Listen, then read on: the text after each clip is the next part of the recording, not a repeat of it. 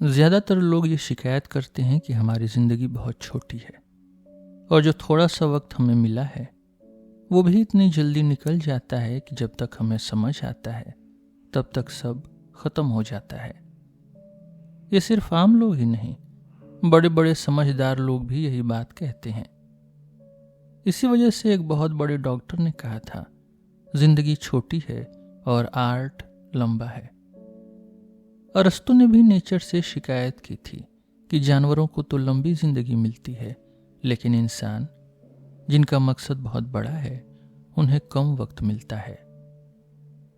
असल में बात यह है कि हमारे पास जीने के लिए कम वक्त नहीं है, बल्कि हम अपना बहुत सारा टाइम खुद ही बर्बाद कर देते हैं। जिंदगी काफ़ी लंबी है और अगर इसे अच्छे से यूज किया जाए तो बहुत कुछ हासिल किया जा सकता है। लेकिन जब हम इसे फालतू की चीज़ों में, बेफजूल ऐशो आराम में और बिना मतलब के कामों में गवा देते हैं, तब आखिर में मौत के वक्त हमें पता चलता है कि ये सब तो कब का निकल चुका है। सच ये है कि हमें छोटी जिंदगी नहीं मिली है, बल्कि हम ही उसे छोटा बना लेते हैं। हमारे पास वक्त की कमी नहीं है, हम ही उसे बर्बाद कर देते हैं। जैसे बड़ी दौलत, बड़ी वेल्थ अगर किसी गलत इंसान के पास चली जाए तो वो जल्दी खत्म हो जाती है, लेकिन अगर वही दौलत समझदारी से संभाली जाए तो वो बढ़ती जाती है। ऐसे ही हमारी जिंदगी भी सही तरीके से बिताई जाए तो काफी लंबी लगती है। हम नेचर को क्यों कोसते हैं? उसने तो हमारे साथ अच्छा ही किया है। जिंदगी लंबी है, बस उसे इस्तेमाल करना आना चाहिए। लेकिन कोई आदमी लालच में फंसा रहता है, कोई बेकार के कामों में अपनी एनर्जी गवा देता है, कोई शराब में डूबा रहता है तो कोई आलस में पड़ा रहता है, कोई पॉलिटिक्स की चाहत में अपनी जिंदगी खराब कर रहा है, कोई मुनाफा कमाने के चक्कर में इधर उधर भागता फिरता है, कोई आर्मी के जुनून में खुद को थका देता है, कोई बड़े लोगों की चमचागिरी में खुद को झुका लेता है। बहुत सारे लोग दूसरों के पैसों के पीछे भागते हैं या अपने पैसों की शिकायत करते रहते हैं। कुछ लोग बिना किसी मकसद के बस इधर उधर भटकते रहते हैं, कभी कुछ करने की सोचते हैं और कभी भी खुश नहीं रहते। कुछ लोग तो अपनी जिंदगी का कोई मकसद ही नहीं रखते और जब तक उन्हें होश आता है मौत सामने खड़ी होती है।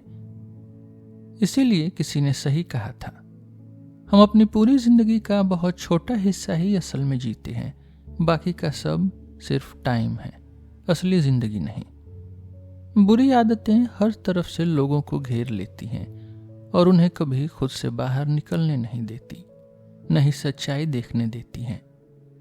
वो कभी भी अपनी असली पहचान वापस नहीं पा सकते। अगर कभी थोड़ा सुकून भी मिल जाए तो भी उनके दिल में बेचैनी बनी रहती है, जैसे समंदर में हवा रुकने के बाद भी लहरें चलती रहती हैं।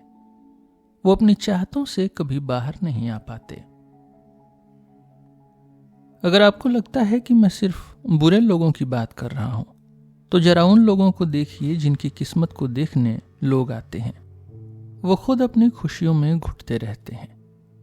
कितनों को अपनी दौलत बोझ लगती है, कितने अपनी बोलने की ताकत और टैलेंट दिखाने के चक्कर में खुद को परेशान कर लेते हैं।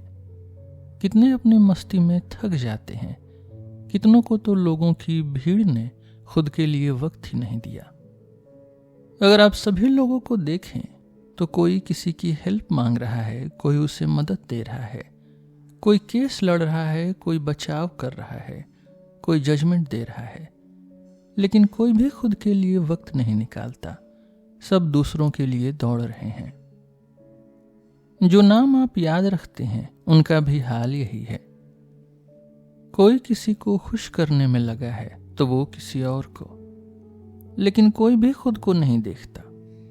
कुछ लोग बड़े बड़े लोगों के रौब की शिकायत करते हैं कि उन्होंने उन्हें टाइम नहीं दिया, लेकिन सोचिए, क्या आपके पास खुद के लिए टाइम है?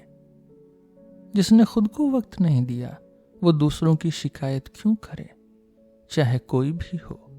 बड़े लोगों ने कभी न कभी आपको देखा है, आपकी बात सुनी है, आपको अपने साथ चलने दिया है, भले ही बस दिखावे के लिए।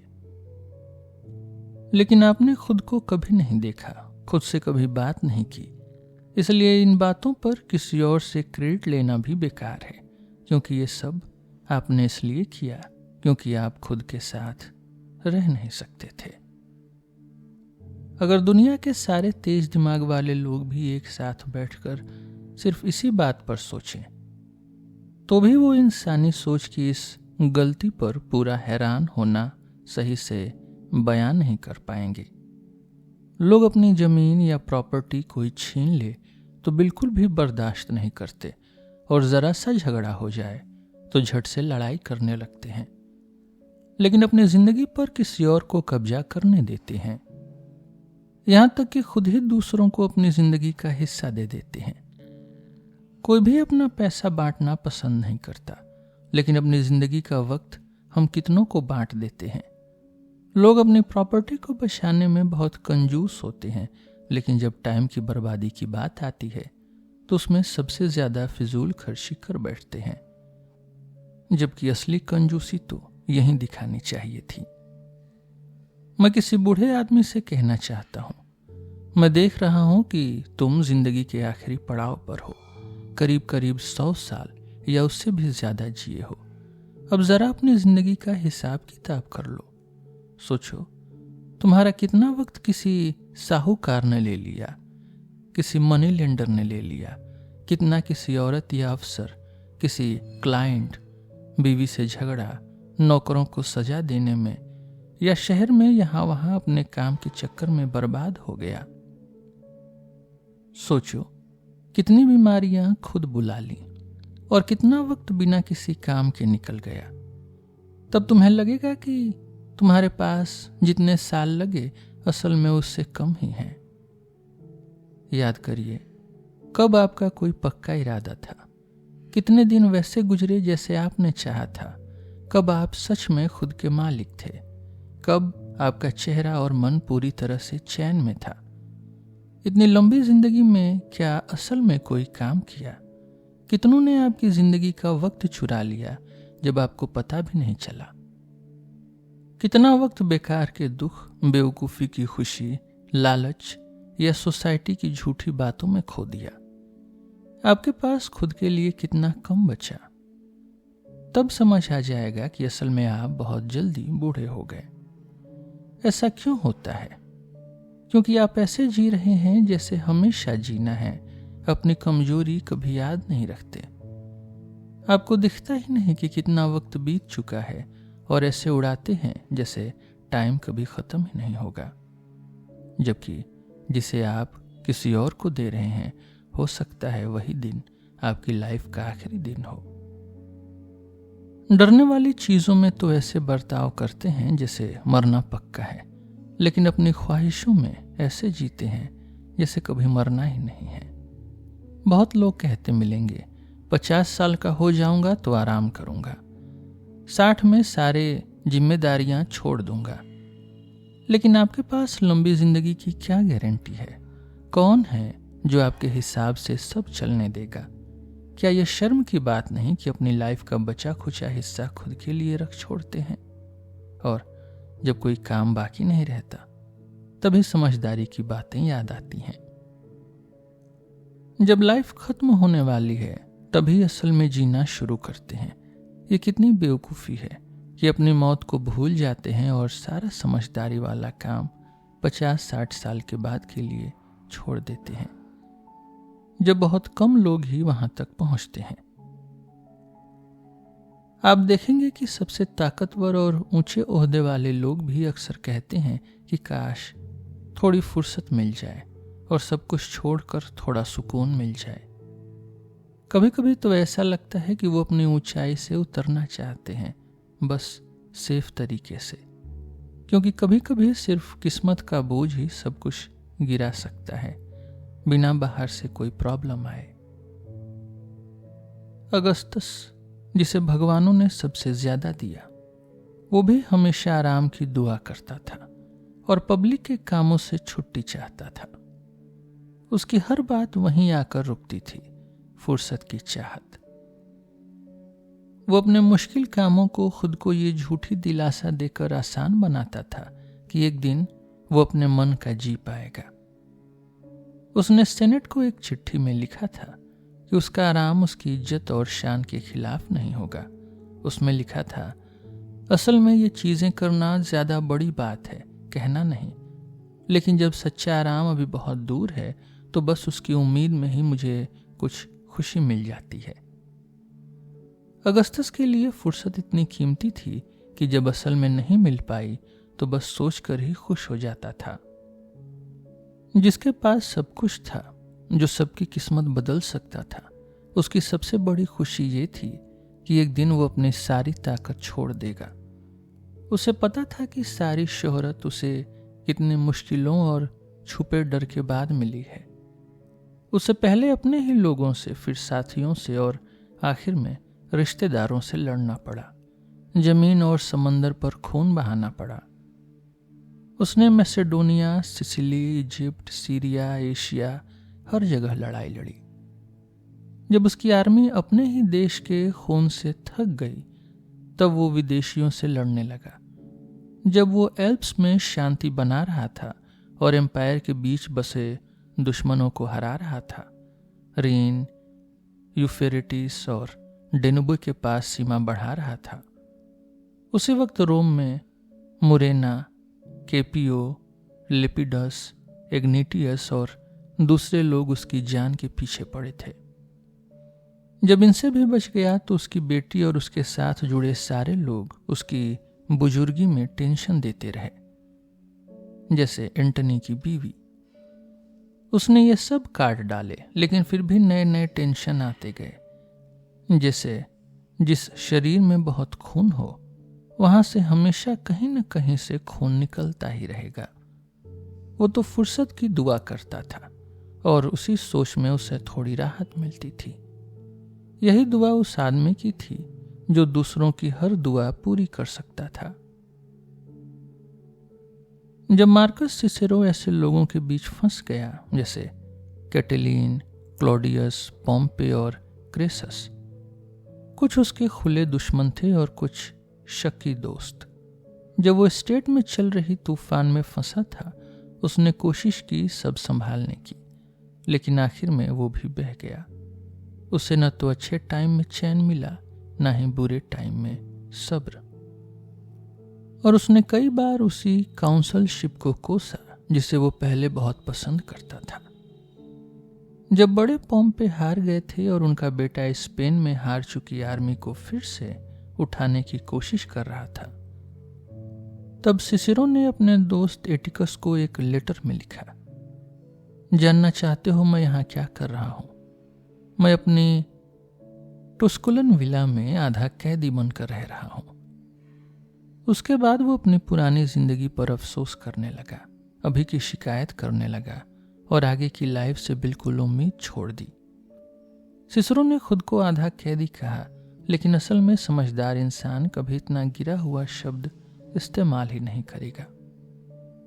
वो कभी भी कैदी नहीं बनेगा, बल्कि हमेशा पूरी आजादी के साथ खुद का मालिक रहेगा और सबके ऊपर रहेगा, क्योंकि जो इंसान किस्मत से ऊपर है उसके ऊपर कौन हो सकता है।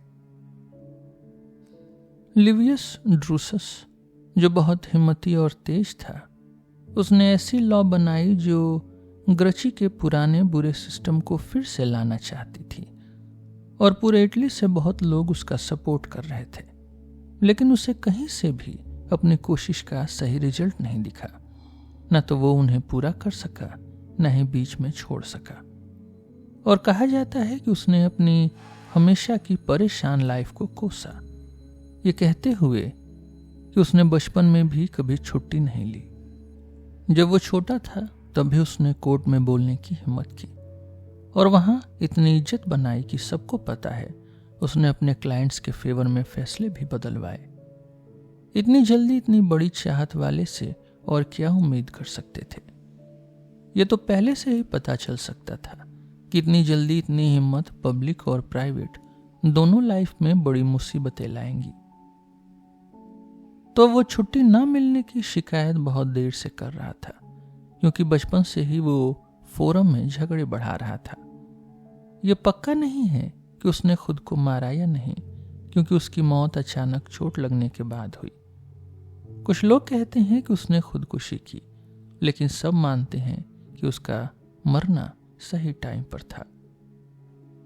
अब और किसी का नाम लेना फालतू है, जो बाहर से सबसे खुश दिखते थे लेकिन अंदर से अपनी पूरी लाइफ से नफरत करते थे और खुद पर ही गवाही दे देते थे। लेकिन उनकी शिकायतें सुनकर भी न तो वो खुद बदलते थे न किसी और को बदल पाते थे, क्योंकि बोलने के बाद फिर वैसे के वैसे ही हो जाते थे। सच तो ये है कि आपकी जिंदगी चाहे 1000 साल भी चल जाए फिर भी बहुत छोटी लगेगी, क्योंकि ये बुरी आदतें आपका सारा समय खा जाएंगी। जो समय, जो टाइम आपके पास है, जिसे समझदारी से बढ़ाया जा सकता है, भले ही वो वैसे जल्दी गुजरता है, वो भी बहुत तेजी से निकल जाता है, क्योंकि आप उसे पकड़ते ही नहीं, रोकते नहीं या धीरे करने की कोशिश नहीं करते, बल्कि ऐसे ही छोड़ देते हैं जैसे वो कोई बेकार चीज हो या कभी खत्म ही नहीं होगी। लेकिन सबसे ज्यादा बुरी हालत उन लोगों की है जो अपनी पूरी लाइफ सिर्फ शराब और वासना में बर्बाद कर लेते हैं, क्योंकि ये सबसे बेकार काम है। बाकी लोग भले ही झूठी शान के पीछे भागें, फिर भी वो कम से कम कुछ सही सोच रखते हैं। आप मुझे कंजूस लोगों की लिस्ट दे सकते हैं या गुस्सैल लोगों की, जो बिना वजह नफरत या जंग करते हैं, लेकिन उनकी गलतियां भी कम से कम थोड़ा दम रखती हैं। असली शर्म की बात उन लोगों की है जो बस खा पी और वासना यानी लस्ट में डूबे रहते हैं। अब देखिए ये लोग अपना टाइम कैसे निकालते हैं, कभी अपने हिसाब किताब में, कभी दूसरों के लिए जाल बिछाने में या उनसे डरने में, कभी किसी की खुशामद करने में या दूसरों से करवाने में, कभी बेल देने या लेने में, कभी पार्टियों में जो अब तो ऑफिशियल काम जैसी हो गई हैं। आप देखेंगे कि इनके पास अच्छे या बुरे किसी भी काम के लिए सांस लेने तक की फुर्सत नहीं है। आखिर में सब मानते हैं कि कोई भी काम इंसान ठीक से नहीं कर सकता अगर उसका दिमाग कहीं और उलझा हो। न तो बोलने का काम, ना ही पढ़ाई लिखाई। जब मन बटा हुआ हो तो उसमें कोई भी चीज गहराई से नहीं जाती, सब ऊपर ऊपर से ही निकल जाती है। जो इंसान हमेशा बिजी रहता है उसके लिए जीना सबसे कम जरूरी काम बन जाता है, लेकिन असल में जीना ही सबसे मुश्किल चीज है। बाकी सब चीजें सिखाने वाले लोग हर जगह मिल जाएंगे। कुछ तो ऐसे काम हैं जो छोटे बच्चे भी इतनी अच्छी तरह सीख लेते हैं कि दूसरों को सिखा सकते हैं, लेकिन जीना कैसे है ये सीखने में पूरी जिंदगी लग जाती है। और शायद ये जानकर और भी हैरानी होगी कि मरना कैसे है ये भी पूरी जिंदगी में ही सीखा जा सकता है। बहुत अच्छे लोग थे जिन्होंने अपनी सारी परेशानियां छोड़ दी, पैसा, बिजनेस और मस्ती सब छोड़कर सिर्फ यही कोशिश की कि सही से कैसे जीना है। लेकिन उनमें से ज्यादातर ने मरते वक्त भी यही माना कि वो अभी तक नहीं सीख पाए, तो फिर बाकी लोग कैसे सीख सकते हैं। सच मानिए ये बड़े आदमी की पहचान है, और ऐसे इंसान की जो अपनी गलतियों से ऊपर है कि वो अपना टाइम बर्बाद नहीं करता। उसकी जिंदगी सबसे लंबी होती है क्योंकि उसने हर पल सिर्फ खुद के लिए यूज किया। उसका कोई भी वक्त खाली या बेकार नहीं गया, ना ही किसी और के कंट्रोल में था। उसने अपने टाइम को इतनी समझदारी से संभाला कि उसे किसी भी चीज के बदले देना सही नहीं समझा। इसलिए उसके पास वक्त की कमी नहीं थी। लेकिन जिनकी जिंदगी में बाहर वालों की एंट्री बहुत ज्यादा हो जाती है, उनके पास टाइम हमेशा कम पड़ जाता है। और ऐसा नहीं है कि ये लोग कभी अपनी परेशानी समझते नहीं। सच में आप कई ऐसे लोगों को देखेंगे जो बहुत कामयाब दिखते हैं, लेकिन खुद ही भीड़ या कोर्ट या दूसरी अपनी परेशानियों के बीच कभी कभी चिल्ला उठते हैं, जीना नामुमकिन है। हाँ, बिल्कुल नामुमकिन है। सब लोग जो आपको अपनी तरफ बुलाते हैं वो आपको खुद से दूर कर देते हैं। सोचिए, उस केस ने आपके कितने दिन ले लिए, या उस कैंडिडेट ने, या उस बूढ़ी औरत ने जो अपने वारिसों के लिए परेशान है, या उस आदमी ने जो बीमारी का दिखावा करता है ताकि लोग उसकी जायदाद के लालच में उसके आसपास रहें, या उस बड़े आदमी ने जो आपकी दोस्ती के लिए नहीं बस दिखावे के लिए अपने पास रखता है।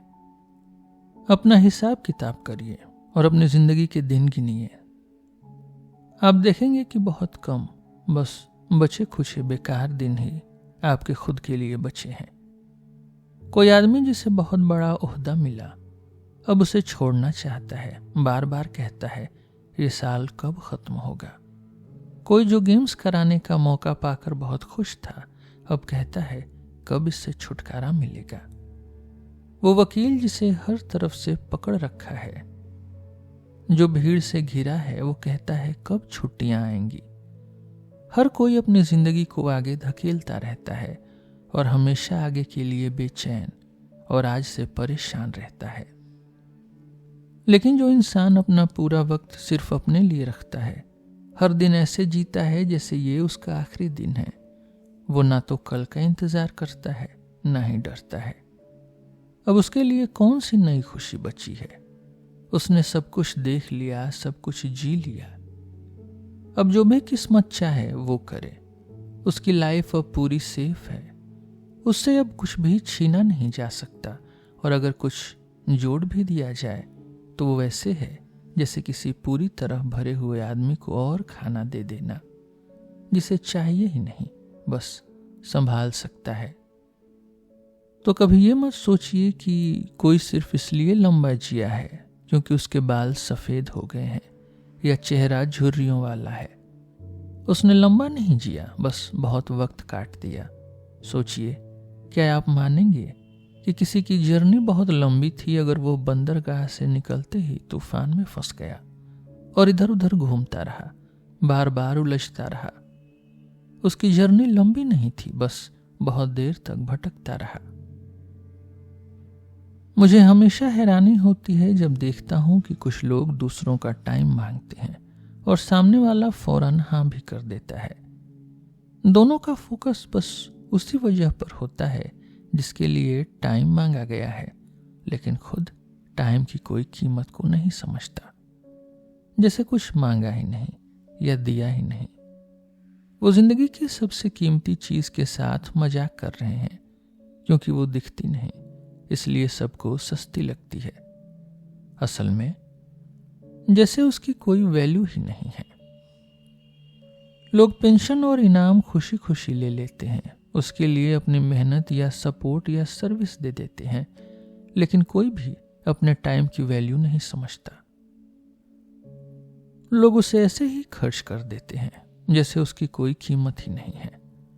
लेकिन अगर मौत का डर सामने आ जाए तो यही लोग डॉक्टर से दुआ करते हैं। अगर किसी को फांसी का डर हो तो वो जीने के लिए सब कुछ देने को तैयार हो जाते हैं। ये है उनकी सोच की सच्चाई। लेकिन अगर हर किसी को अपने आगे के सालों का हिसाब अभी से दिख जाए जैसे पीछे के सालों का पता है, तो जो देखेंगे कि आगे बस कुछ ही साल बचे हैं वो कितने परेशान हो जाएंगे और हर पल कितनी समझदारी से इस्तेमाल करेंगे। और सच ये है कि जो थोड़ा भी वक्त पक्का हो उसे मैनेज करना आसान है। हमें सबसे ज्यादा धन उसी चीज को संभालने में देना चाहिए जो कभी भी खत्म हो सकती है। यह सोचना गलत है कि ये लोग टाइम की वैल्यू नहीं जानते।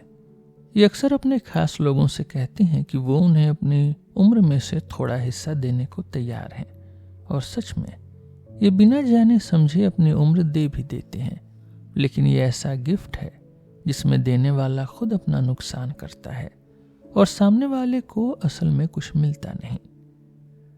असली बात यह है कि इन्हें पता ही नहीं चलता कि वो क्या खो रहे हैं, इसलिए उन्हें इस नुकसान का दुख भी नहीं होता। जिसका उन्हें पता ही नहीं चला।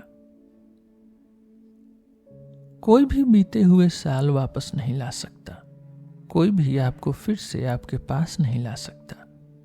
जिंदगी जैसे शुरू हुई थी वैसे ही आगे बढ़ती रहेगी, न कभी रुकेगी और न ही पीछे मुड़ेगी। ये कभी शोर नहीं मचाती कि देखो मैं कितनी तेज भाग रही हूं, बस चुपचाप निकलती जाती है। ये किसी राजा के हुक्म या लोगों की रिक्वेस्ट पर लंबी नहीं हो जाती। जैसे पहली बार चली थी वैसे ही बिना रुके आगे बढ़ती रहती है। इसका नतीजा क्या होता है? आप अपनी लाइफ में उलझे रहते हैं और जिंदगी तेजी से निकलती जाती है। इसी बीच मौत आ जाती है और तब आपके पास कोई ऑप्शन नहीं रहता।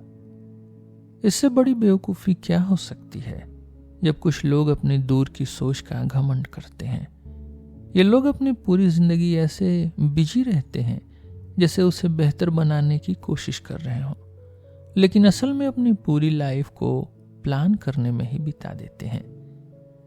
ये अपनी सारी उम्मीदें बहुत आगे के टाइम पर टिकाए रखते हैं, लेकिन चीज़ों का टालते रहना लाइफ की सबसे बड़ी बर्बादी है। ये हर दिन को जैसे तैसे निकाल देता है और आज को छोड़कर बस कल की उम्मीद देता है।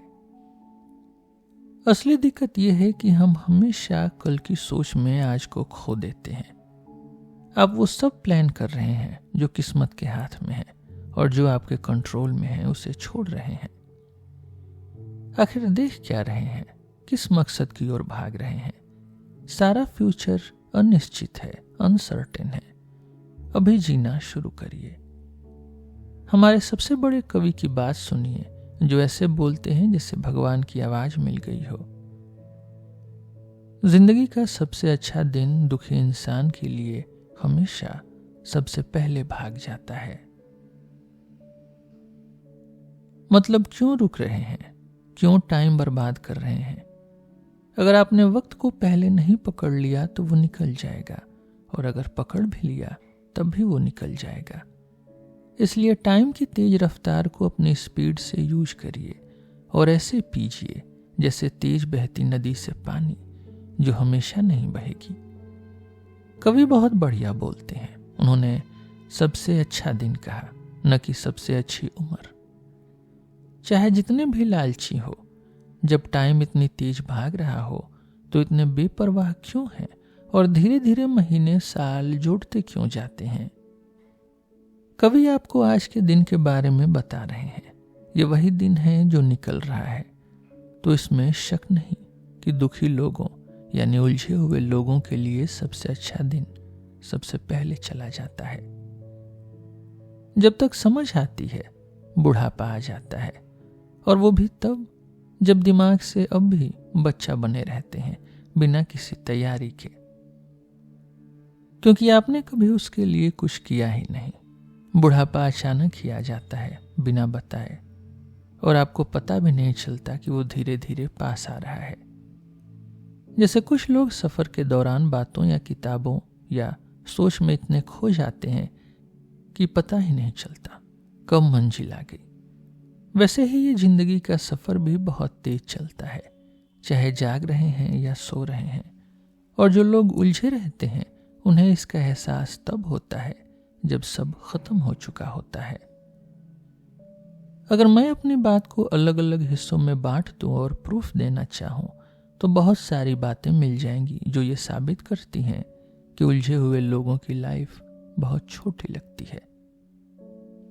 लेकिन फेबियनस, जो पुराने जमाने के सच्चे फिलोसोफर थे, कहते थे कि हमें अपने शौक से, अपने पैशन से, लॉजिक से नहीं बल्कि सीधी टक्कर से लड़ना चाहिए। दुश्मन को छोटी छोटी चोटों से नहीं बल्कि पूरी ताकत से हराना चाहिए, क्योंकि बुरी आदतों को जड़ से खत्म करना जरूरी है, ना कि धीरे धीरे। फिर भी ताकि लोग अपनी अपनी गलतियों के लिए खुद जिम्मेदार समझें, उन्हें सिखाना जरूरी है, उन्हें बस छोड़ना सही नहीं।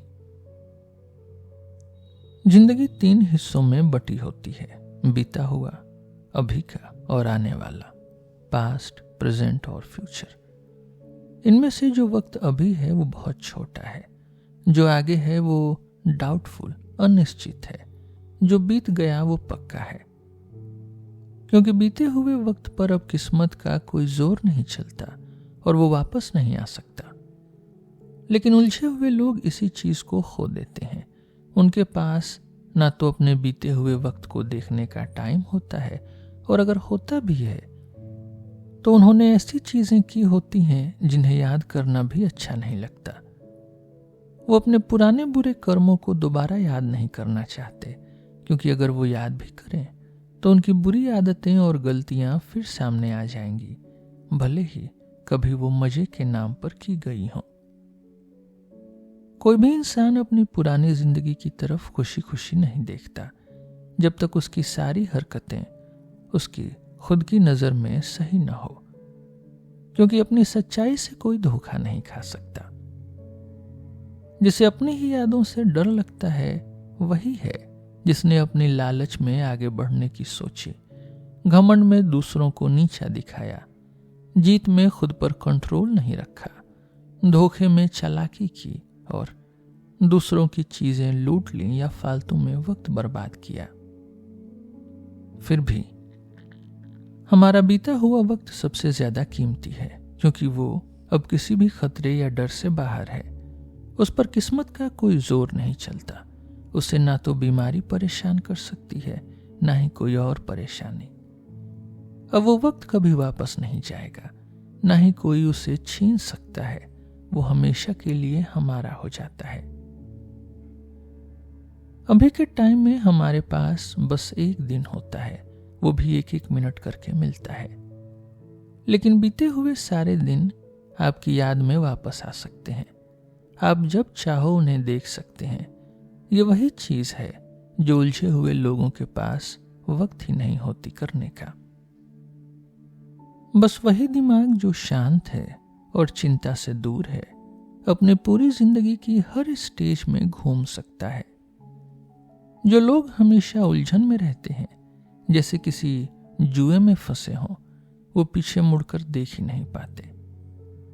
ऐसे लोगों की लाइफ बस एक गड्ढे में गिरती चली जाती है, और जैसे बिना तले के बर्तन में कितना भी पानी डाल दो कुछ भी नहीं टिकता, वैसे ही अगर हमारे पास टाइम को संभालने की जगह नहीं तो कितना भी वक्त मिल जाए सब निकल जाएगा। अभी का वक्त बहुत छोटा है, इतना छोटा कि कुछ लोगों को तो पता भी नहीं चलता, क्योंकि ये हमेशा भागता रहता है, तेजी से आगे बढ़ता रहता है। ये खत्म हो जाता है आने से पहले ही और कभी रुकता नहीं।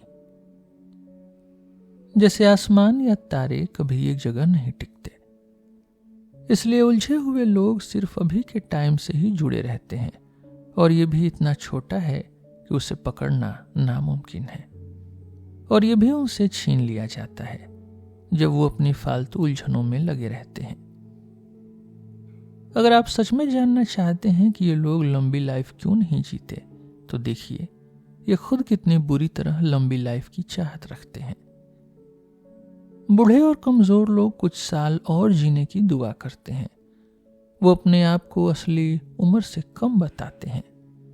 ये खुद को धोखा देते हैं, जैसे किस्मत को भी धोखा दे सकते हो। लेकिन जब कोई बीमारी आकर उन्हें उनकी मौत याद दिला देती है, तब ये बहुत डरे हुए मरते हैं, जैसे उन्हें जिंदगी से निकाला जा रहा हो, न कि खुद जा रहे हो। तब ये कहते हैं कि हमने बेवकूफ़ी की, असल में कभी जी ही नहीं पाए, और अगर एक बार फिर ठीक हो गए तो अब आराम से जिएंगे। तब इन्हें लगता है कि उन्होंने जिन चीज़ों के लिए मेहनत की वो कभी काम ही नहीं आई और सारी भाग दौड़ बेकार गई। लेकिन जिन लोगों की लाइफ हर बिजनेस से दूर है, उनके लिए लाइफ हमेशा काफ़ी लंबी होती है। उनका कोई भी टाइम फालतू नहीं जाता, न ही इधर उधर बिखरता है, न ही किस्मत के हवाले होता है, न ही लापरवाही में खोता है, न ही बेकार की दरिया दिली में जाता है, न ही फालतू बातों में उड़ता है। उनका पूरा टाइम सही जगह लगता है, इसलिए भले ही छोटी हो फिर भी काफी होती है। और जब भी आखिरी दिन आएगा, समझदार इंसान बिना डरे उसे अपनाएगा। शायद आप जानना चाहते हैं कि मैं किसे उलझा हुआ कहता हूं। अब ये मत समझना कि मैं सिर्फ उन्हीं की बात कर रहा हूं जिन्हें कोर्ट से सिर्फ कुत्तों के आ जाने पर निकाल दिया जाता है, या वो जो अपनी भीड़ में दब जाते हैं या किसी और की भीड़ में बेइज्जत होते हैं, या वो लोग जिनकी सोशल ड्यूटीज उन्हें अपने घर से निकालकर दूसरों के दरवाजे पर ले जाती हैं, या वो जिनका वक्त नीलामी के चक्कर में और गलत कमाई के पीछे बर्बाद होता है। कुछ लोग तो अपने फुर्सत वाले टाइम में भी उलझे रहते हैं, अपने फार्म हाउस, अपने बेड या अकेलेपन में। जब उनके पास कोई और नहीं, तब भी वो खुद के साथ खुश नहीं होते। उनकी लाइफ को फुर्सत नहीं बल्कि फालतू उलझन कहना चाहिए।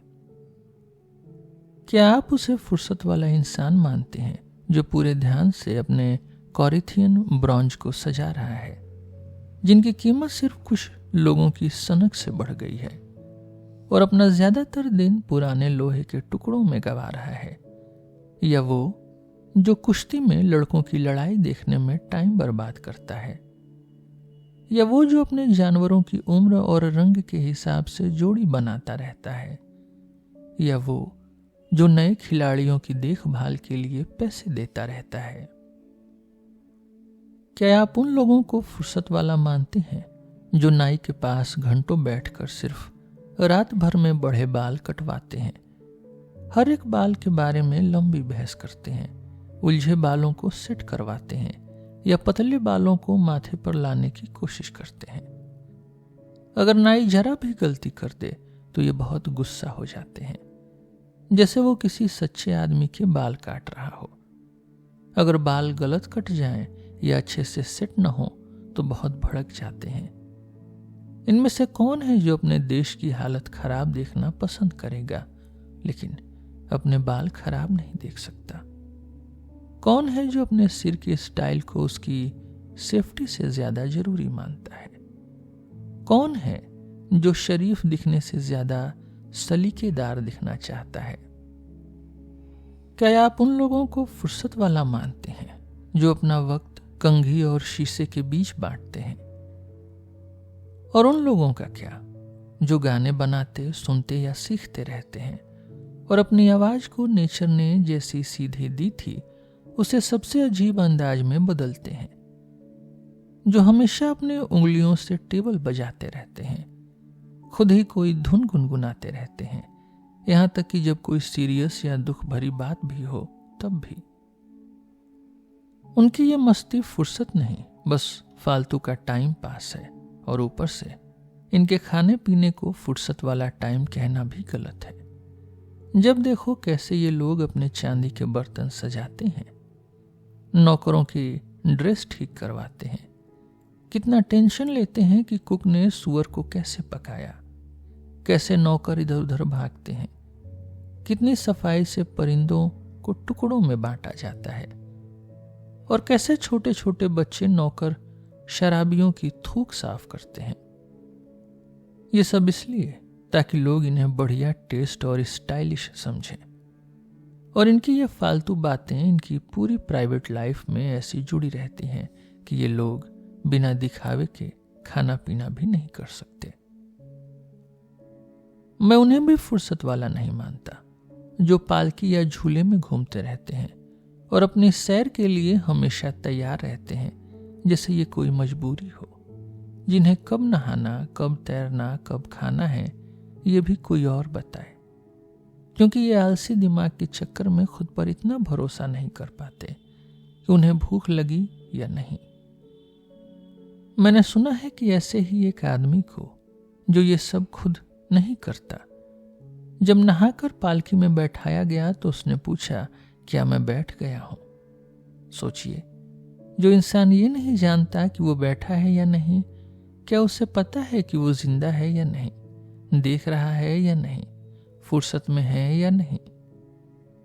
मुझे समझ नहीं आता कि ऐसे लोगों पर हंसो या दुख करो। कुछ बातें ये सच में भूल जाते हैं और कुछ बातें दिखावे के लिए भूलने का नाटक करते हैं। ये अपनी कुछ बुरी आदतों को अपनी किस्मत की निशानी मानते हैं अब लगता है जो गरीब और साधारण है वही असली में जानता है कि वो क्या कर रहा है। ऐसे में सोचिए, क्या आप अभी माइम आर्टिस्ट पर लग्जरी का मजाक बनाने का इल्जाम लगा सकते हैं? असल में वो जितना दिखाते हैं उससे कहीं ज्यादा इस जमाने में बुरी आदतें हैं। और अब तो ऐसा लगता है कि माइम वाले तो बहुत कम ही दिखाते हैं। सोचिए, कोई इतना ज्यादा ऐशो आराम में डूब जाए कि उसे किसी और से पूछना पड़े कि वो बैठा है या नहीं। ऐसे इंसान को फुर्सत वाला नहीं कह सकते, बल्कि कहना चाहिए कि वो बीमार है या शायद मर चुका है। जो सच में फुर्सत में होता है उसे अपनी हालत का पता होता है, लेकिन जो आधा जिंदा है वो खुद की बॉडी की हालत तक नहीं जानता। वो अपनी लाइफ के किसी भी टाइम का मालिक कैसे हो सकता है? अब हर एक का नाम लेना बोरिंग है, जो अपनी पूरी लाइफ लूडो या बॉल खेलते हुए या धूप में बैठकर खुद को सेकते हुए गंवा देते हैं। ऐसे लोग भी फुर्सत में नहीं हैं, जिनकी मस्ती ही पूरी मेहनत मांगती है। जैसे कोई भी ये नहीं मानता कि वो लोग जो बेकार की पढ़ाई लिखाई में टाइम गंवाते हैं वो फुर्सत में है। अब तो रोम में भी ऐसे लोग बहुत मिल जाते हैं। पहले ये आदत ग्रीक लोगों में थी कि उन्हें जानना होता था कि अल्सीस के पास कितने नाविक थे, इलियाड पहले लिखा गया या ओडेसी, और क्या दोनों एक ही राइटर के थे या नहीं। ऐसी फालतू बातें जिन्हें अगर खुद तक रखो तो भी कोई फायदा नहीं और दूसरों को बताओ तो लोग आपको बुद्धिजीवी नहीं, बोरिंग ही समझेंगे। अब रोम में भी बेकार की बातें जानने का ये जोश फैल गया है। मैंने हाल ही में सुना कि कोई बता रहा था कि सबसे पहले कौन सा रोम के जनरल ने ये या वो किया। डुलियस ने सबसे पहले नेवल बैटल जीती। क्यूरियस डेंटुटस ने सबसे पहले हाथियों को जश्न में शामिल किया। ये सब बातें भले ही असली इज्जत में कोई फायदा ना करें, फिर भी कम से कम देश के लिए मिसाल तो हैं। ऐसी बातें भले हमारे काम ना आए, लेकिन बेकार की जानकारी के चक्कर में हमें अच्छी लगती हैं। हम उन लोगों को माफ कर सकते हैं जो ये पता लगाने में टाइम लगाते हैं कि सबसे पहले रोम वालों को किसने जहाज पर चढ़ने के लिए मनाया। ये क्लॉडियस था, जिसे कॉडेक्स भी कहा गया, क्योंकि लकड़ी के कई टुकड़ों को जोड़ने वाली चीज को पुराने जमाने में कॉडेक्स कहते थे। इसी वजह से कानून की किताबों को कोडिकस कहा जाता है, और आज भी जो नावें टाइबर नदी के सामान लाती हैं उन्हें कोडिकेरिये कहते हैं। ये जानना भी ठीक है कि वेलेरियस कॉर्विनस ने सबसे पहले मेसेना को जीता था, और वेलेरी परिवार में वो पहला था जिसे मेसेना नाम मिला, जो बाद में बोलचाल में बदलकर मेसाला हो गया। शायद आप ये भी जानने देना चाहेंगे कि लूसियस सुला ने सबसे पहले सर्कस में खुले शेर दिखाए थे, जबकि बाकी समय उन्हें जंजीरों में रखा जाता था, और राजा बोकस ने उन्हें मारने के लिए बहाले वाले भेजे थे। यह भी माफ किया जा सकता है, लेकिन इससे कोई फायदा है क्या कि पोम्पे ने सबसे पहले सर्कस में 18 हाथियों की लड़ाई करवाई, जिसमें बेगुनाह लोगों को उनके सामने लड़ा दिया गया। वो राजा जो बहुत दयालु माना जाता था, उसने नई तरीके से इंसानों को मरवाना ही बड़ा तमाशा समझा। लोग सिर्फ मरेंगे नहीं चलेगा, टुकड़े टुकड़े होंगे नहीं चलेगा, जानवरों से कुचलवाओ, ऐसे काम तो भूल ही जाना अच्छा है, वरना कोई आगे चलकर और भी बुरा करने की कोशिश कर सकता है। देखिए कितनी बड़ी दौलत इंसान की समझ पर पर्दा डाल देती है। उसने उस वक्त खुद को नेचर के नियमों से ऊपर समझ लिया, जब वो इतने सारे गरीब लोगों को जंगली जानवरों के सामने फेंक रहा था, अलग अलग जानवरों को एक दूसरे से लड़वा रहा था, और रोम के लोगों के सामने इतना खून बहा रहा था, जिन्हें बाद में उसी ने आपस में लड़वा दिया। लेकिन बाद में खुद ही धोखा खाकर सबसे छोटे गुलाम के हाथों मर गया, और तब समझ आया कि उसका महान नाम बस दिखावा था। अब वापस असली बात पर आते हैं, और ये दिखाने के लिए कि कैसे कुछ लोग बेकार की बातों में टाइम बर्बाद करते हैं, वही आदमी बता रहा था कि मेटellus ने जब सिसिली में कार्थेगरेनियस को हराया, अपनी जीत के जश्न में अकेले 120 हाथियों को अपने रथ के आगे चलवाया था, और सुला आखिरी रोमन था जिसने पोमेरियम बढ़ाया, जो पुराने जमाने में सिर्फ इटली का इलाका जीतने पर बढ़ाया जाता था, बाहर के हिस्सों पर नहीं। क्या यह जानना अच्छा है, या ये जानना कि एवेंटीन हिल, जैसा उसने कहा, पोमेरियम के बाहर है? यह तो इसलिए क्योंकि कभी आम लोग वहां चले गए थे, या इसलिए कि रेमस ने वहां शुभ चिन्ह नहीं देखे, और न जाने कितनी बातें जो या तो झूठ हैं या झूठ के बहुत करीब। मान लीजिए वो सब सही भी कह रहे हैं, मान लीजिए वो सच्चाई की गारंटी दे रहे हैं, तो इससे किसकी गलती कम होगी, किसकी बुरी आदतें कम होंगी? कौन इससे ज्यादा आजाद, ज्यादा न्यायी, ज्यादा बड़ा दिल वाला बन जाएगा? हमारे फेबेनस कहते थे कि कई बार लगता है कि बेहतर है कि कोई भी रिसर्च न की जाए, लेकिन सिवाय इसके कि ऐसे फालतू झमेले में फंस जाएं। सब लोगों में सिर्फ वही फुर्सत वाले हैं जो फिलॉसफी के लिए समय निकालते हैं, बस वही सच में जीते हैं, क्योंकि वो अपनी लाइफ पर न सिर्फ ध्यान रखते हैं बल्कि हर जमाने को अपनी लाइफ में जोड़ लेते हैं। जितने भी साल उनसे पहले बीत गए वो भी उनके अपने बन जाते हैं। अगर हम बहुत ही एहसान फरामोश न हो तो मानना पड़ेगा कि जितने भी बड़े बड़े लोग थे उन्होंने हमारे लिए ही सही रास्ता बनाया। दूसरों की मेहनत से हम उन चीजों तक पहुंच पाते हैं जो पहले अंधेरे में थी और अब रोशनी में आ गई हैं। हमें किसी भी जमाने से निकाला नहीं गया, हम हर एक में जा सकते हैं, और अगर हमारा मन ऊपर उठ सके तो हम इंसानी कमजोरी से बाहर निकलकर बहुत दूर तक घूम सकते हैं। हम सोक्रेटिस से बहस कर सकते हैं, क्रेनेडर्स के साथ डाउट कर सकते हैं, एपिक्यूरस के साथ अकेलेपन को अपना सकते हैं, स्टोइक्स के साथ इंसानी नेचर पर जीत पा सकते हैं, सिनिक्स के साथ उनकी हदें पार कर सकते हैं। जब नेचर हमें हर जमाने का पार्टनर बनने देती है तो क्यों न इस छोटी और जल्दी जाने वाले वक्त को छोड़कर खुद को पूरे दिल से उस बीते हुए वक्त में दे दें जो अनंत है और हमेशा सबके साथ शेयर किया जा सकता है, खासकर उनसे जो हमसे बेहतर थे। जो लोग रोज सोशल ड्यूटीज में भाग दौड़ करते रहते हैं खुद भी परेशान रहते हैं और दूसरों को भी परेशान करते हैं। जब वो अपनी ये पागल दौड़ पूरी कर लेते हैं और रोज हर किसी के दरवाजे पर दस्तक देते हैं, दूर दूर के घरों में जाकर मतलब के नमस्ते करते हैं, तो सोचो इतने बड़े शहर में जहां हर कोई अलग अलग चाहतों में उलझा है, कितनों से वो सच में मिल पाते हैं? कितने लोग नींद या अपनी ही मस्ती या बदतमीजी के कारण मिलने नहीं देते?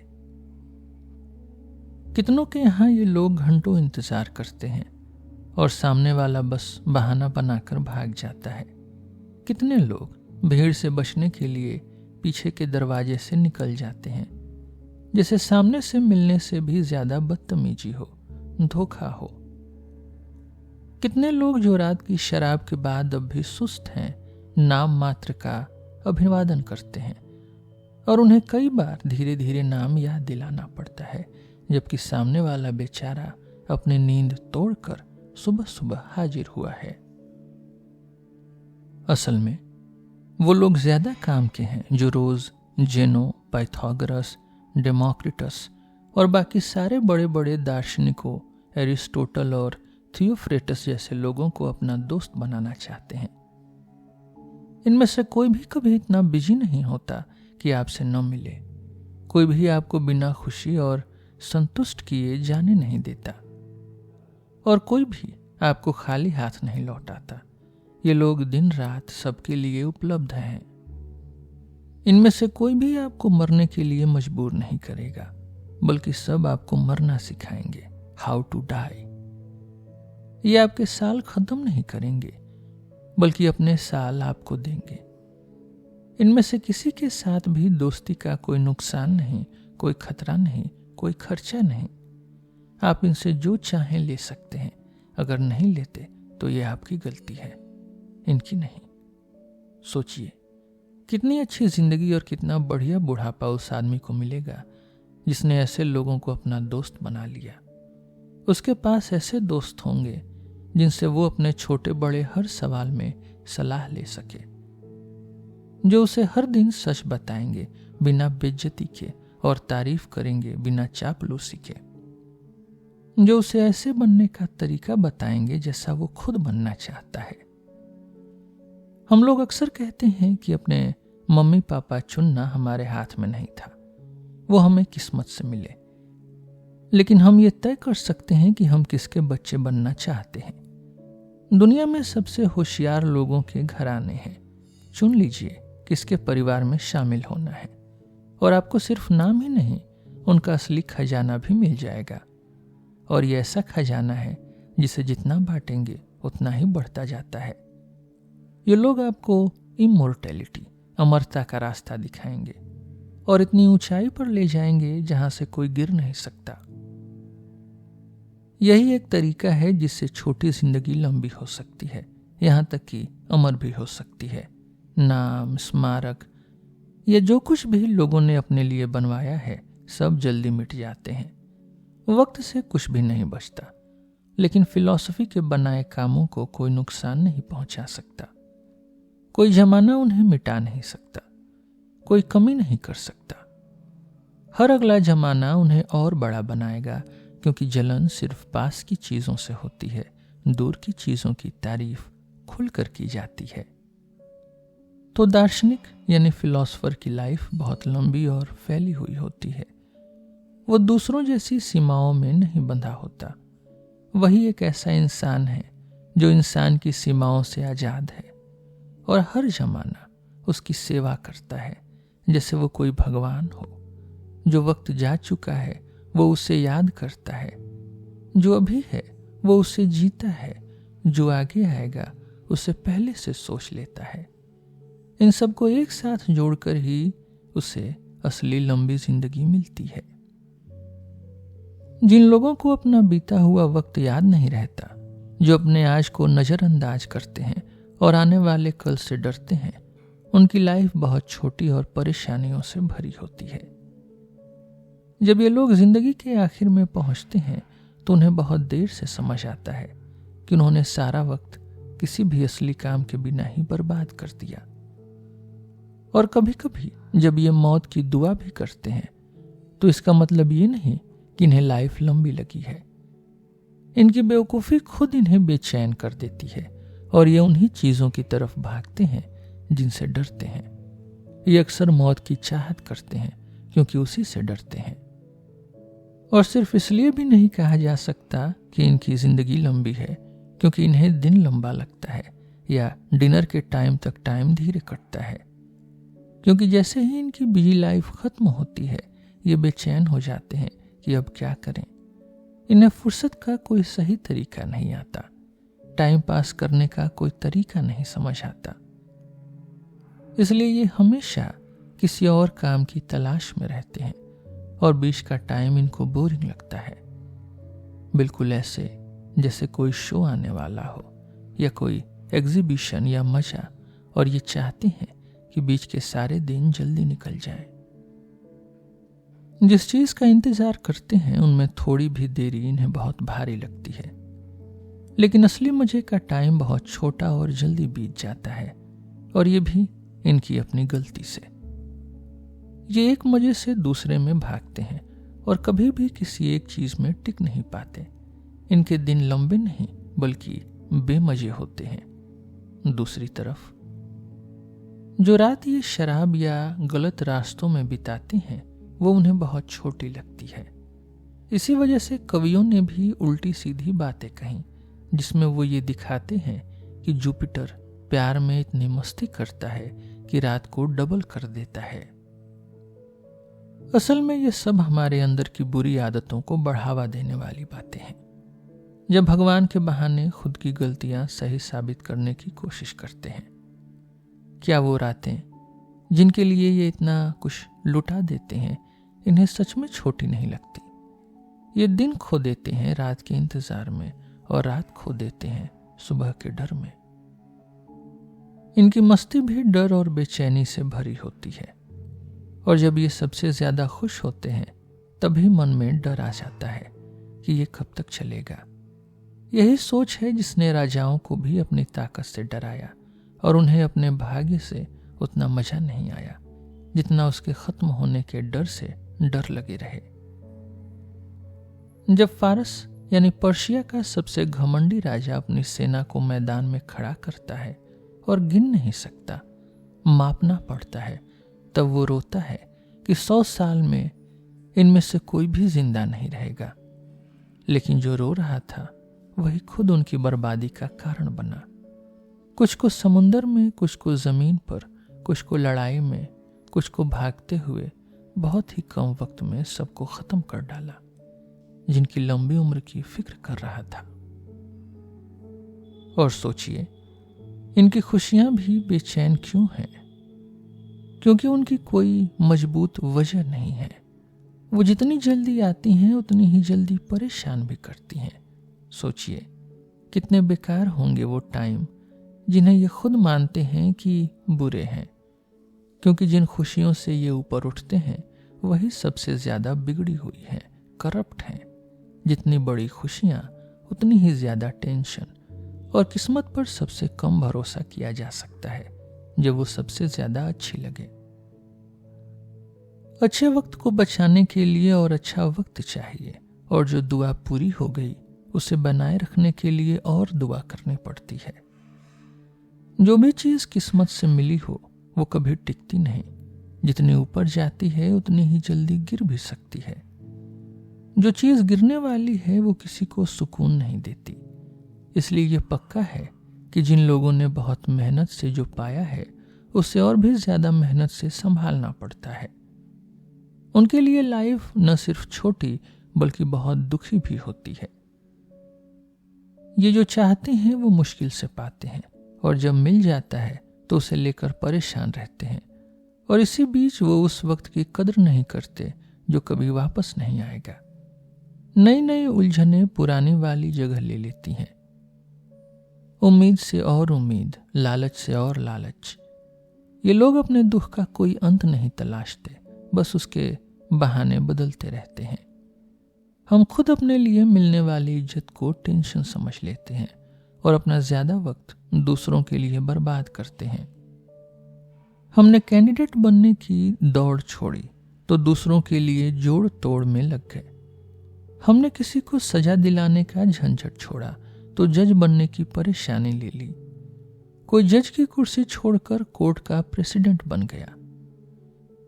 किसी ने पूरी उम्र दूसरों की प्रॉपर्टी संभाल कर बिता दी, अब अपने की चिंता में फंस गया।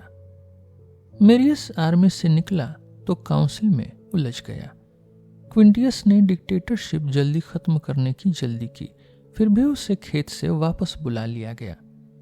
स्किपो ने कार्थिजेनियन से लड़ाई की जब वो इतना बड़ा काम करने के लायक भी नहीं था। हैनिबल और एंटियोकस को हराने के बाद, अपनी काउंसिलशिप के नाम कमाने के बाद और अपने भाई के लिए जिम्मेदार बनने के बाद अगर खुद मना नहीं किया होता तो उसे भी जुपिटर के बराबर खड़ा कर देते। लेकिन जब राज्य में झगड़े होंगे तो वही इंसान जो सबको बचा रहा था वो भी परेशान हो जाएगा, और जो जवान था तो भगवान जैसी इज्जत को भी छोड़ देता था, वही बूढ़ा होकर एक जिद्दी और दिखावे वाला अकेलेपन में खुशी ढूंढेगा। हमेशा चिंता की कोई न कोई वजह रहेगी, कभी अच्छे वक्त में, कभी बुरे में। लाइफ हमेशा उलझनों में फंसी रहेगी। हम फुर्सत की तमन्ना तो करेंगे लेकिन उसे कभी असली में जी नहीं पाएंगे।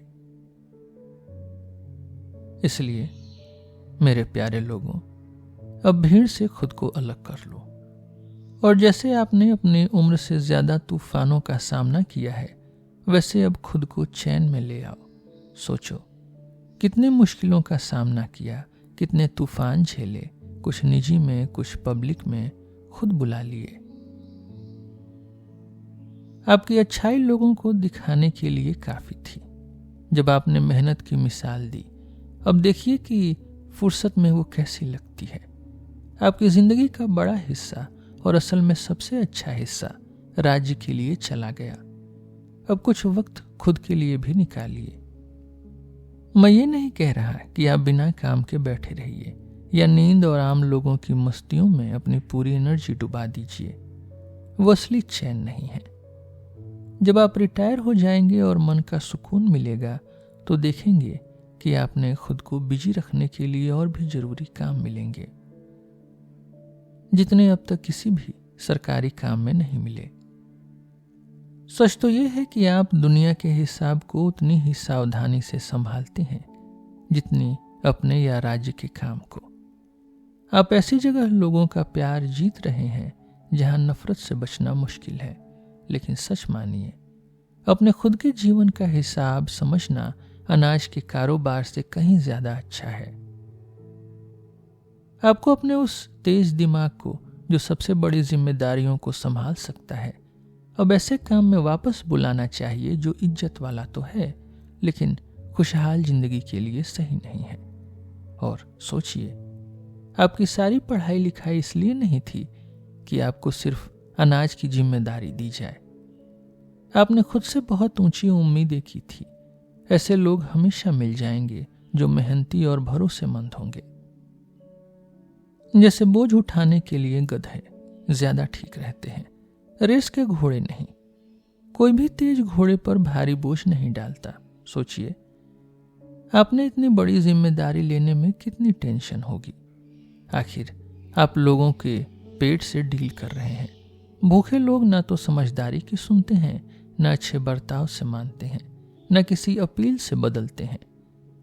अभी कुछ ही दिन पहले जब गॉस सीजर मरा, और अगर मरे हुए को कोई फीलिंग होती है तो वो बहुत दुखी रहा होगा, क्योंकि उसने देखा कि रोम के लोगों के पास खाने का स्टॉक बस 7-8 दिन का था और वो वहीं पुल बनवाकर साम्राज्य की ताकत से खेल रहा था।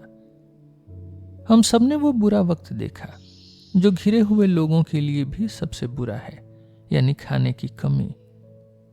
उसकी पागलपन भरी नकल और घमंड ने शहर को बर्बादी, भूखमरी और उससे होने वाली तबाही के कगार पर ला दिया था। सोचिए, तब उन लोगों का क्या हाल रहा होगा जिनके ऊपर अनाज की जिम्मेदारी थी, जब उन्हें पत्थरों, हथियारों, आग और ऊपर से गायोस का डर दिख रहा था। बड़ी चालाकी से उन्होंने उस बड़ी मुसीबत को छुपाया और सही भी किया, क्योंकि कुछ बीमारियां ऐसी होती हैं जिन्हें मरीज को बिना बताए ही ठीक करना होता है। बीमारी का पता चलने से ही कई लोग मर जाते हैं। अब आपको उन कामों में जाना चाहिए जो शांत, सेफ और असली में ज्यादा जरूरी हैं। क्या आपको सच में लगता है कि अनाज को गोदाम में पहुंचाना और उसका सही सही वजन और नमी देखना, या उसके बर्बाद होने से बचाना और शिपर्स की बेईमानी और लापरवाही को रोकना उतना ही काम है जितना इन गहरे और ऊंचे सवालों को समझना, जिससे आप जानेंगे कि भगवान क्या है, उसकी मर्जी क्या है, उसका तरीका, उसकी शक्ल क्या है, आपकी आत्मा का क्या होगा, नेचर हमें मरने के बाद कहाँ ले जाती है, इस दुनिया के भारी भारी हिस्सों को कौन सी ताकत रोकती है, हल्के हिस्सों को ऊपर कौन रखता है, आग को सबसे ऊपर कौन पहुंचाता है, तारे कैसे अपनी जगह पर घूमते हैं, और ऐसे और भी बहुत सारे कमाल के सवाल हैं।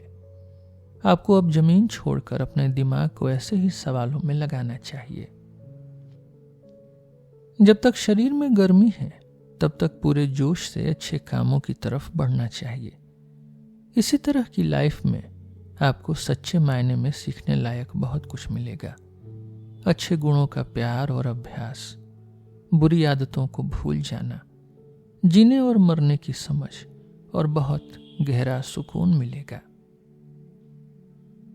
असल में जो लोग हर वक्त उलझे रहते हैं उनकी हालत तो खराब ही है, लेकिन सबसे बुरा हाल उनका है जो अपनी मर्जी के काम भी नहीं कर रहे, बल्कि अपनी नींद भी दूसरों के हिसाब से अपनी चाल भी किसी और की रफ्तार से, और अपनी सबसे आजाद चीजें जैसे प्यार और नफरत भी दूसरों के कहने पर कर रहे हैं। अगर ऐसे लोग सच में समझना चाहें कि उनकी लाइफ कितनी छोटी है, तो बस सोच लें कि उसमें से कितना हिस्सा सच में उनका अपना है। तो जब भी आप किसी आदमी को बार बार बड़ी पोस्ट में या जिसका नाम बार बार फोरम में लिया जा रहा हो, उसे देखकर जलना मत, क्योंकि ये सब चीजें पूरी लाइफ की कीमत पर मिलती हैं। सिर्फ इसलिए कि एक साल किसी के नाम से जाना जाए, वो अपने सारे साल बर्बाद कर देता है। कुछ लोगों की लाइफ तो अपने करियर की शुरुआत में ही निकल जाती है, वो कभी अपने सपनों तक पहुंच ही नहीं पाते। कुछ लोग 1000 बेइज्जती झेल कर सबसे ऊंचे ओहदे तक पहुंचते हैं, लेकिन फिर मन में ये डर आ जाता है कि सारी मेहनत सिर्फ कब्र के लिए थी। कुछ लोग अपनी बहुत ज्यादा उम्र में भी नई उम्मीदों के पीछे दौड़ते हैं, जैसे वो फिर से जवान हो गए हों, लेकिन उनकी कमजोरी बीच रास्ते में ही धोखा दे देती है। बहुत शर्म की बात है कि जब कोई बूढ़ा आदमी अदालत में अजनबियों के लिए सांस फूलते हुए लड़ रहा हो और अनजान भीड़ से तालियां पाने की कोशिश कर रहा हो। और भी बुरा तब है जब कोई इंसान अपने काम में ही गिर पड़े, उसकी लाइफ स्टाइल ने उसे उसकी मेहनत से ज्यादा थका दिया हो। और सबसे खराब है जब कोई अपने हिसाब किताब करते करते मर जाए और उसका वारिस, जो कब से इंतजार कर रहा था, खुशी में मुस्कुरा दे। एक बात याद आ गई जो बताना चाहता हूं। सिक्सटस टुरेनियस नाम का एक बूढ़ा आदमी था जो बड़ा ईमानदार और मेहनती माना जाता था। उसने खुद की रिक्वेस्ट पर गाउस सीजर से 90 की उम्र में रिटायरमेंट ली, फिर खुद को बिस्तर पर लिटवाया और पूरे घर वालों से ऐसे रोने को कहा जैसे मर गया हो। पूरा घर उसके फुर्सत पर मातम मनाता रहा जब तक उसे फिर से पुरानी जॉब नहीं मिल गई। क्या सच में काम में ही मरना इतना अच्छा है? बहुत लोग ऐसे ही सोचते हैं। काम का चस्का खत्म हो जाता है, लेकिन करने की ताकत नहीं रहती। ये अपनी कमजोरी से लड़ते रहते हैं और बुढ़ापे को सिर्फ इसलिए बुरा मानते हैं क्योंकि उसमें ये काम से अलग हो जाते हैं। कानून भी 50 के बाद किसी को सिपाही नहीं बनाता, 60 के बाद सेनेटर नहीं बनाता। लोगों को खुद से फुर्सत लेना कानून से फुर्सत लेने से भी ज्यादा मुश्किल लगता है। इसी बीच जब ये एक दूसरे को लूटते हैं, दूसरों की शांति बिगाड़ते हैं, एक दूसरे की लाइफ मुश्किल करते हैं, इनकी जिंदगी खुशी, मजा और दिमागी तरक्की के बिना ही गुजर जाती है। कोई भी मौत की हकीकत पर ध्यान नहीं देता, कोई भी दूर की उम्मीदों से नहीं रुकता। कुछ तो ऐसे हैं जो मौत के बाद की चीजों की भी प्लानिंग करते हैं, बड़ी बड़ी कब्रें, सार्वजनिक इमारतें, अपनी अंतिम यात्रा के शो और दिखावटी दफन। सच तो यह है कि ऐसे लोगों की अंतिम यात्रा को टॉर्च और मोमबत्तियों के साथ करना चाहिए, जैसे उन्होंने दुनिया की सबसे छोटी जिंदगी जी हो।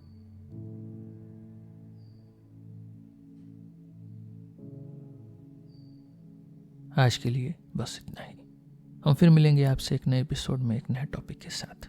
मेरा नाम है रोहित और आप सुन रहे थे सिलेबस विद रोहित। धन्यवाद।